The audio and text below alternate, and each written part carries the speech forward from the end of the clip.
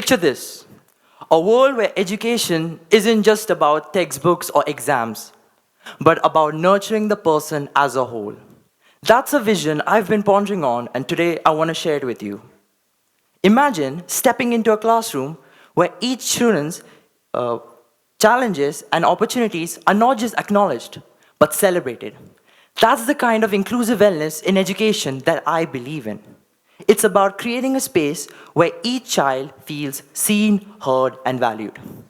Think about it. What if we could design learning experiences that cater to the diverse needs of each child? What if we could break free from such rigid structures and embrace flexibility and creativity in our approach to education? Let's take our exam structure for instance.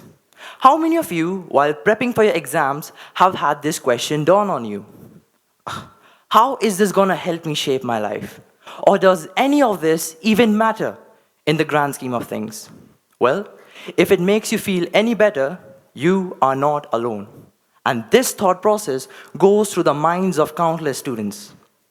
In a world where diversity couldn't be any more prominent, making these students go through a standardized path that doesn't cater to the interests and needs of each child isn't the smartest decision we can take for the future of our generations, is it? These educational norms that have been set and accepted by society centuries ago were appropriate, but for their own time era. We've observed in society time and time again that whenever stagnancy becomes prominent in a way people do things, progress and creativity both get diminished. The mighty ancient Greeks are the best case scenario of our current situation. After periods of immense progress and growth, their culture of innovation, it started to die down. Their youth, well, they were getting engulfed in leisure and less about how they're going to progress with their mighty nation. This led to many misunderstandings, disagreements, and eventually, countless wars led to the decline of their once powerful nation.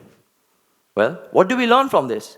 We learn how crucial the youth is for the future of our society and how we must empower them to be critical thinkers and innovators. History is said to be a direct reflection of our current times. So it's up to us as a society on how we move forward and how we can incorporate AI advances for the greater good of our successes. Why are countries like Finland considered to be the pinnacle of education? It's because they focus on teaching actual practical knowledge rather than focusing on memory retention. Instead of testing, they have weekly assessments, which enables the child to learn at his own pace.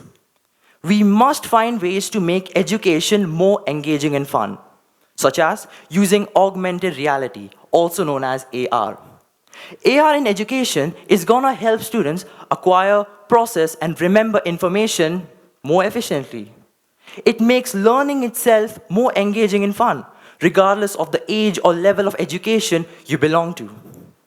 By taking such measures, we can make learning more joyous and make it feel less like a cumbersome task.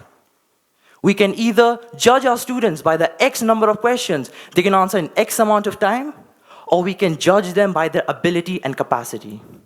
That, my friends, is a decision for you to make.